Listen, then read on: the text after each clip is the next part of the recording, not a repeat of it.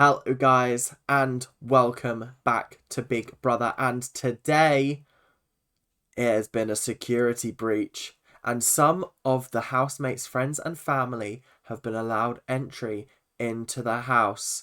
However, there are incredibly strict rules which I will get into later on.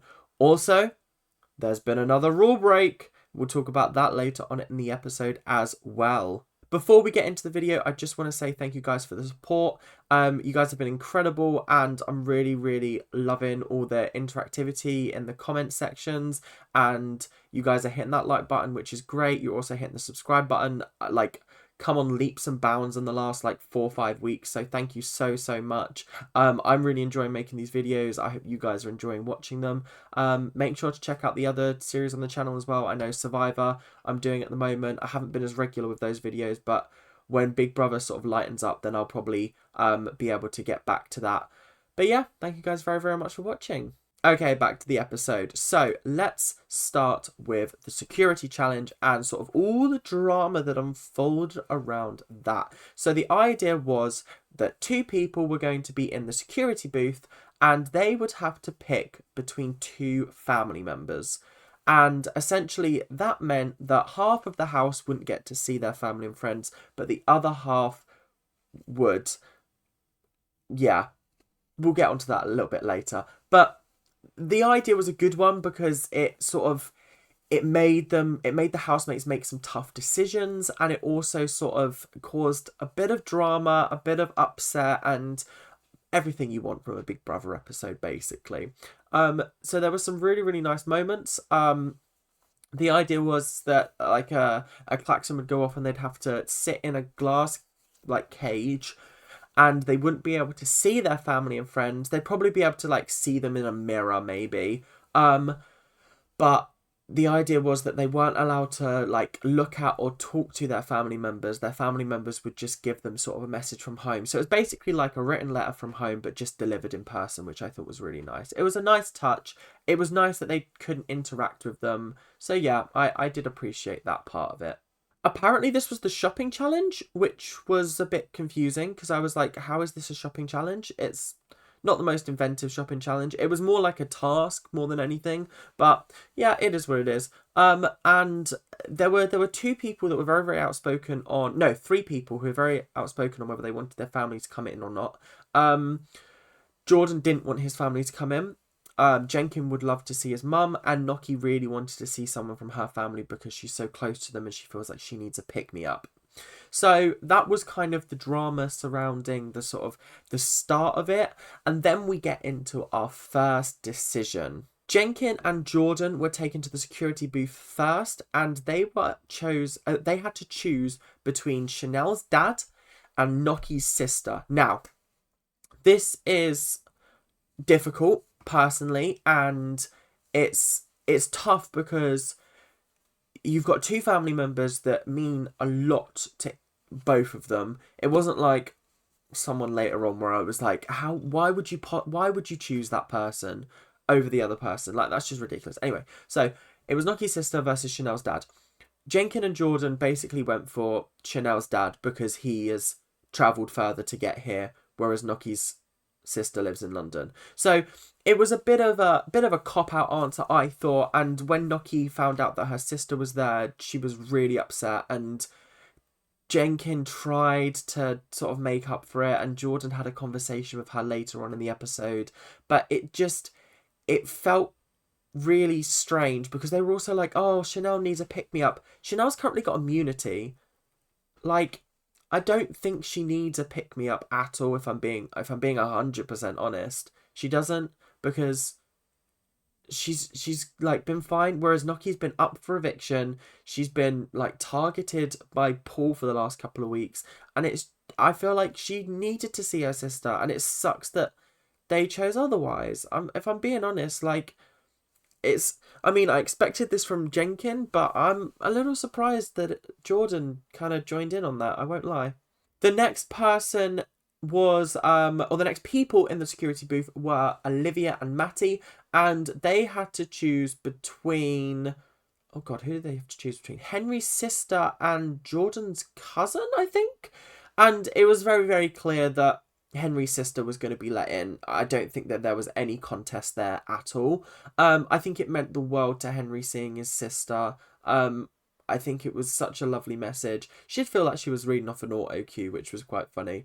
But I was really, really impressed that they made that decision so quickly. I mean, Jordan would not have wanted to see his cousin, let's be honest. Who was there really no one else in Jordan's family that could have come along instead of his cousin? Like, come on, what a ridiculous cop out. But yeah, Jordan was fine with that. And also, when Henry's sister walked away and left, Tom turned to him and went, "Oh, your sister's fit."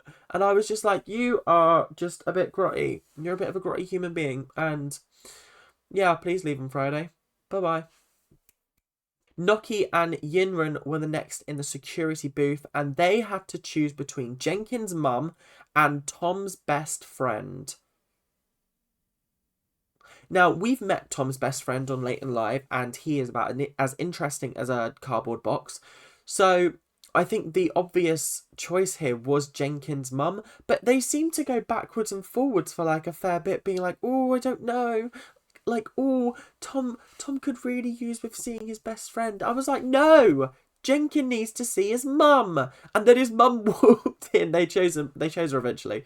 And Jenkin's mum walked in and basically said something along the lines of like, "You're always wearing that green hoodie.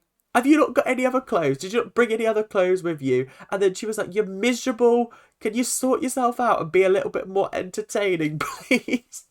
And I just thought that's so funny because that's exactly what we've been saying about him. And I feel like he needed to hear that from his mum rather than anybody else. His mum giving him a little bit of a bollocking was very, very funny. And I also thought, can we just get like Jenkin's mum in the house permanently? Because she's very funny. How is she a more entertaining housemate than he is? And we've watched him for 4 weeks and we've seen her for like a minute. Do the maths, because I can't. Chanel and Trish were up next, and I gotta say, I thought this was another easy decision, but they made it so much more complicated than they needed to. It was Matty's boyfriend against Yinrun's boyfriend, except Yinrun's boyfriend was in person and Matty's boyfriend was on a video call. Like, the decision should have stopped there. Like, he was on a video call. That, like, I know he's in America. He's in America, apparently. But, like, that doesn't mean, like, Yinrun's boyfriend has travelled here. Like, actually made the effort to be here. Like, I know Matty's boyfriend probably couldn't because of travel, whatever. But, like, Yinrun's boyfriend is here in person. And that just... like, I'm glad that Trish stood up for it and was like, no. And also, she spoke about how Yinrun was like, it would take a lot for her boyfriend to come on TV because obviously, like, I think he probably gets anxious and, like, I don't blame him at all. But it was so lovely to see that he had made sort of the effort to come and support her. And, oh my God, he was so cute when he was talking to Yinrun. Oh my God. And, like, I think she cried more at Chanel's dad coming in than her own boyfriend, but I think her boyfriend meant so much to her.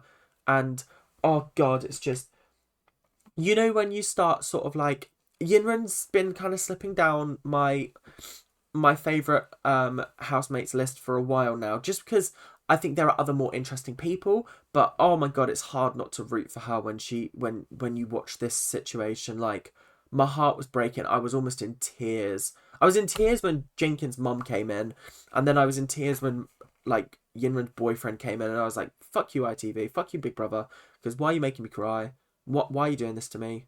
It was not necessary. I'm sorry, it's not necessarily in the slightest. Tough day. After Chanel and Trish came back, Matty was really upset when he learned that his boyfriend could have come in.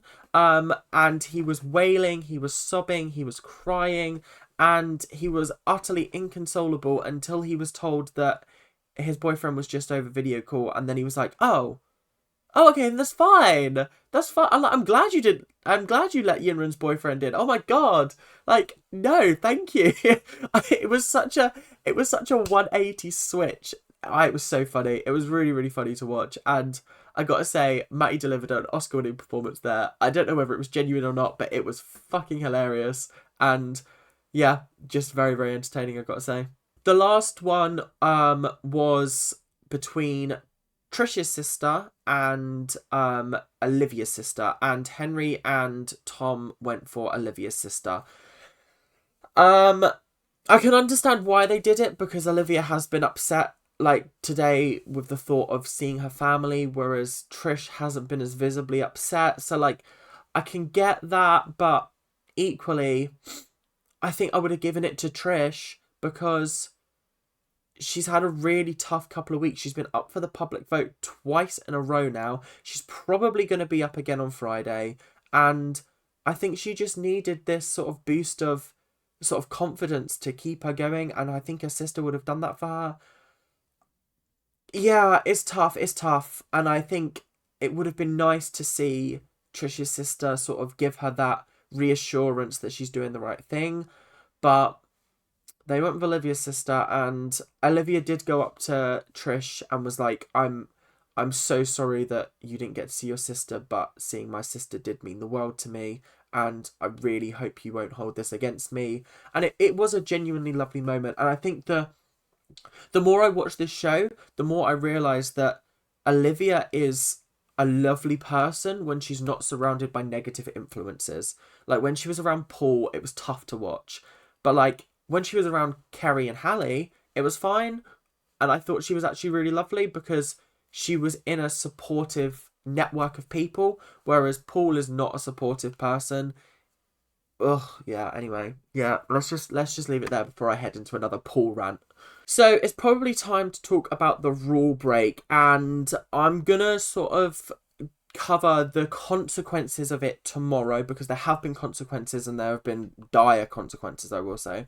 However, the rule break was essentially Chanel and Olivia talking about how events in the house have made them sort of forgive but not forget, and like talking about how it will influence them.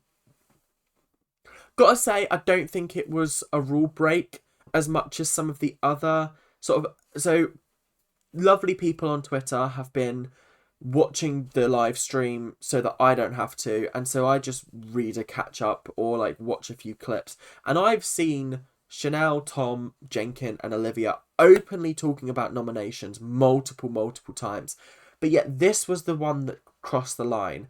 And this is what I couldn't understand, was this one did not seem as bad as those other conversations, but I'm not in charge of Big Brother. I don't make those decisions. So it's a case of Jenkin was clearly trying to stop the conversation from happening, so he hasn't been punished, but Chanel and Olivia have been, and I will cover the punishment in tomorrow's nominations episode.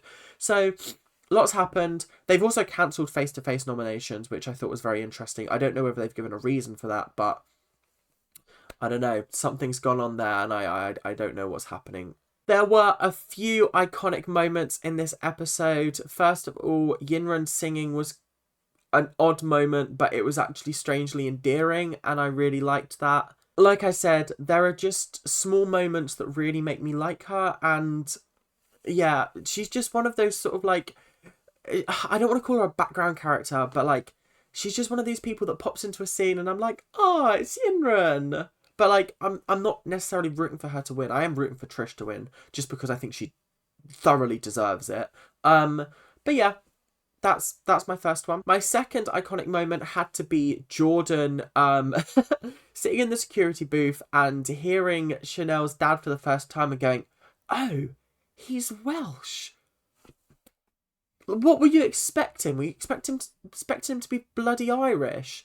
Like, Chanel is Welsh. It makes sense for her dad to be Welsh. Like, what was going through your head there, Jordan? The third iconic moment had to be when Jordan was hiding from Henry, and it was just so funny because Henry just saw him and then just sat on top of him, and it was so funny because Jordan was like, "You're crushing me," and Henry was like, "Huh?"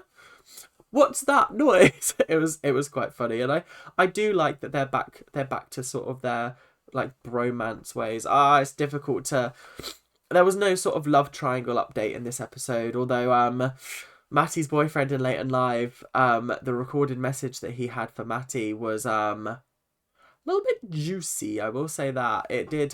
He did say hang out with the people that are making like bringing yourself out, such as Noki, Yinrun, Trish, and Henry. Has he forgotten someone? Dot dot dot.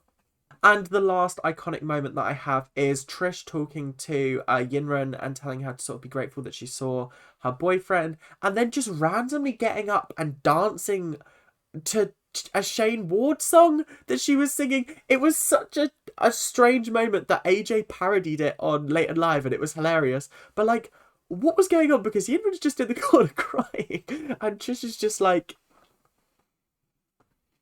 honestly, give that woman the crown because she deserves it. Okay, thank you guys very, very much for watching. That's all we have time for today. But I will be back tomorrow to break down the nominations, and it's going to be a juicy one.